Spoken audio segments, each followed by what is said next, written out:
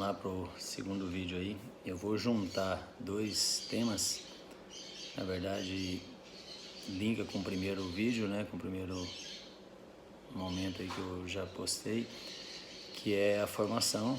Então lá eu falei para vocês sobre a formação acadêmica e gostaria de complementar com dizendo da importância de cursos complementares, né, que eu cito lá.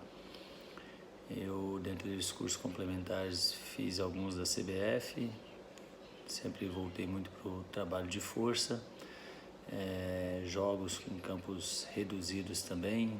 O que é importante jogos em campos reduzidos? Para preparação física não é entender a montagem dos treinos em si, desenvolvimento da parte técnica, mas aliado a isso, o que esperar da parte física nesses treinamentos, né? Então, qual a frequência cardíaca, qual a intensidade, qual o volume que se atinge com isso, porque é baseado nisso que a gente vai montar o planejamento de trabalho. Então, esses cursos também são bem legais e cursos na área de flexibilidade, cursos na área de core, equilíbrio muscular, biomecânica. Tem um monte de cursos legais aí agora, né, vindo algumas tendências mundiais. Por exemplo, teve um curso sobre o Vestimax, saber usar também um ou outro aparelho, Pilates, você aprender alguma coisa do Pilates também, ou execução de um único aparelho e os seus benefícios. Então são cursos que vão te complementando e te completando como um bom profissional, diferente de outros que não tenham as mesmas competências, né? Aí, baseado nisso tudo, então, no seu conhecimento, é claro que você vai montar os treinos voltados para aquilo que você domina. E o planejamento, nós temos 3 momentos, eu vejo assim. Primeiro momento, definir em que momento você, em que situação que você chega no clube, qual é o momento que você chega no clube, se é no início da temporada para planejar todo o ano, se é no meio, se é no final, se é com o time lá em cima, se é com o time lá embaixo. Tudo isso interfere na elaboração do seu planejamento. E esse feeling você vai adquirindo com o tempo, é claro, mas o embasamento teórico ele vai sempre te acompanhar na montagem desse tipo de trabalho. Então vamos hipoteticamente falar aí de um campeonato de base de duração de 4 meses, um mês de pré-temporada, às vezes até mais, né, que o pessoal da base apresenta antes. Você pode fazer um primeiro mês de treinos físicos intercalados com treinos técnicos, no segundo momento já entrando em ritmo de jogo com alguns amistosos e depois entrando no período de competição com um único jogo na semana. Fica fácil de você fazer um microciclo bem legal. O tradicional, né? Você pode fazer ele crescente, você pode fazer ele decrescente, você pode fazer ele em curva, né? Fazendo o ápice no meio da semana, que é o modelo que eu mais gosto, apesar de usar muito também 2, 3 treinos em semanas abertas em ritmos parecidos, tipo o primeiro, segundo, terceiro, e depois fazer o decréscimo. Agora esse decréscimo ele consiste em que, digamos, segunda, terça e quarta, né, ritmos fortes, intensidade alta, volume alto. Aí na quinta você baixa o que? O volume e a intensidade. Sempre, pessoal, baixa o volume, mantém a intensidade forte em todos os dias da semana, até na véspera de semana.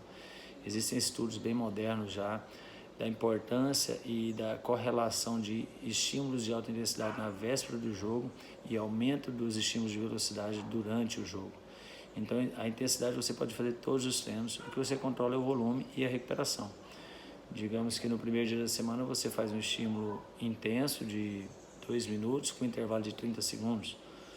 Já lá no último dia, se fizesse o mesmo treino, você daria 2 minutos de intensidade de trabalho para 2 de recuperação. Então a diferença está exatamente nisso.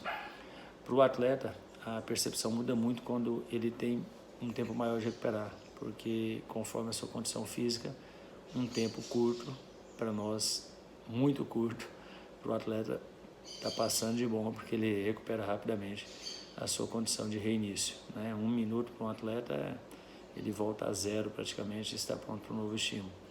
Então basicamente é isso, intensidade alta todos os dias e volumes diminutos conforme passam os dias, e intervalos também maiores conforme aproxima do jogo. Como eu já falei, né, eu fiz um exemplo de base e já entrei no microciclo. No meio deles aí nós temos o meso, que encaixaria exatamente um período de campeonato como esse aí de 4 meses. Você pode fazer 2 meses de 4, numa competição profissional aí de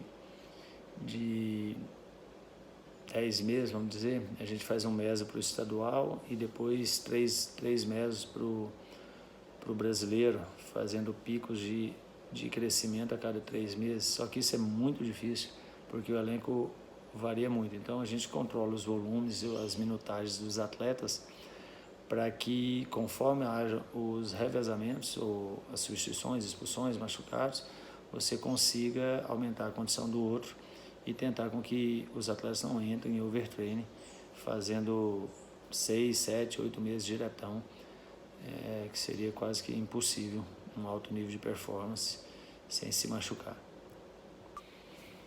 Um próximo momento aí da preparação seria entender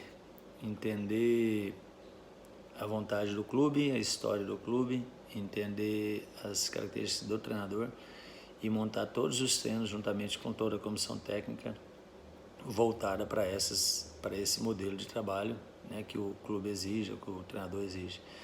E os treinos físicos, os aquecimentos como treinos físicos também, eles têm que ter a mesma conotação ou a mesma dinâmica. Não raramente acontece o treinador gostar de um modelo de trabalho que vai diferente com o do clube, ou mais, trabalho do treinador não bate com o do preparador físico. Sempre nós temos que nos adaptar a ele. Porém, o tipo de trabalho da parte técnica do treinador muitas vezes deixa a desejar, pode deixar a desejar, né? Muitas vezes pode deixar a desejar e se tornar carente em algum sistema fundamental para o jogo.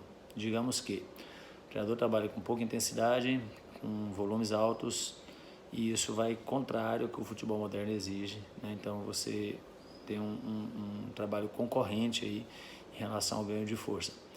E aí, o que fazer? É muito difícil, porque, como eu já falei, são exercícios concorrentes, aeróbico e anaeróbico, difícil de subir os dois, porém o futebol exige isso. E aí você, numa situação dessa, você tem que complementar nos seus trabalhos de aquecimento, trabalhos extras, pré-treinos, o ganho de força para equilibrar com a exigência do jogo, já que o modelo de jogo do treinador não vai de encontro àquilo que você pensa. Não está nada errado, faz parte. O certo é os dois com a mesma cabeça. Porém, o treinador tem modelo de jogo, tem ideias que dificilmente você consegue mudar, e aí você tem que rebolar para colocar em prática algo que contorne essa situação. E se não fizer, ou se não conseguir fazer, muitas vezes a bronca cai na gente, porque você não vai expor o treinador, você não vai falar de uma situação dessa, e o time não corre, a culpa é sua. Mas na verdade a gente nem dá treino. Muitas vezes o trabalho está sem sintonia, entendeu? E aí isso afeta todo o time, todo o rendimento do time. E por isso que a gente tem que ter uma habilidade ou de convencer o treinador ou de reparar essas situações. Isso acontece com muita frequência. Eu, em 20 anos de carreira, aí, 21, eu já tive situações parecidas, algumas eu consegui contornar, outras não. Mas faz parte também. Então isso é uma parte fundamental no planejamento e fundamental para o sucesso na execução desse trabalho.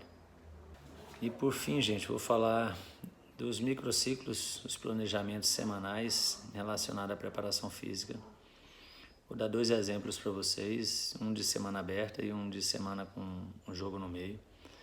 Semana aberta, digamos que você ganha o primeiro dia para treino físico. Eu já tenho um modelo bem diferente, como o atleta chega de folga, ele vem do primeiro dia de recuperação. Eu gosto muito do treino físico técnico, onde você mescla no mesmo trabalho, digamos que um jogo, um campo reduzido com sobrecarga de corrida, de circuito, qualquer outra situação, dependendo do objetivo, né, do sistema energético a ser usado. Ou então dividido, meio tempo de físico e depois meio tempo de técnico, ou ao contrário. E o segundo dia do trabalho, onde os atletas já se recuperaram um pouquinho mais, você faz o treino mais forte. E a quarta-feira você já vai para um treino principal da semana. Na quinta em diante, são treinos importantes também, só que você diminui o volume, como eu já falei, e mantém a intensidade. Em todos esses trabalhos, é muito interessante que a gente desenvolva a parte física conforme o momento da competição. Ou também que você, caso não queira priorizar meu time está sem força, testei, estão sem força, estão pegando pouco peso, eu fiz testes isocinéticos, aí depende da estrutura do clube. Mas digamos que você não prioriza, em um certo momento da competição, algum tipo de sistema energético, de via, né? Aí você pode fazer a mescla de todos eles ao longo da semana, que é o que eu faço. Eu monto minha semana de trás para frente. Então, se o jogo é no sábado, a sexta-feira, meu aquecimento, meu treino físico no aquecimento será voltado para velocidade. Na quinta, para potência. E na quarta, resistência de velocidade. Tá? Com bate-volta, com campo reduzido, com fundamentos, marcando e monitorando frequência cardíaca e estímulo. Distância, um dos dois. E assim vou, terça, segunda, então eu vou de trás para frente e assim eu trabalho todos durante a semana. Em algum momento, no início da competição, eu priorizo muito os trabalhos de força explosiva, que naturalmente também já geram ganho de força, combinado com os trabalhos de resistência anaeróbica, porque elevam a condição física de forma rápida e já me dão uma condição de respirar, né, para desenvolver e planejar o restante do ano. Entendeu? Boa sorte para vocês. São vídeos bem simples aí. Espero clarear a mente de vocês. Mandem perguntas. Eu não prometo responder todas, porque às vezes fica muita coisa. Mas dentro do possível eu monto vídeos aí respondendo alguns questionamentos. Um abraço a todos. Divulguem aí, compartilhem o vídeo e deixem seu like e se inscrevam.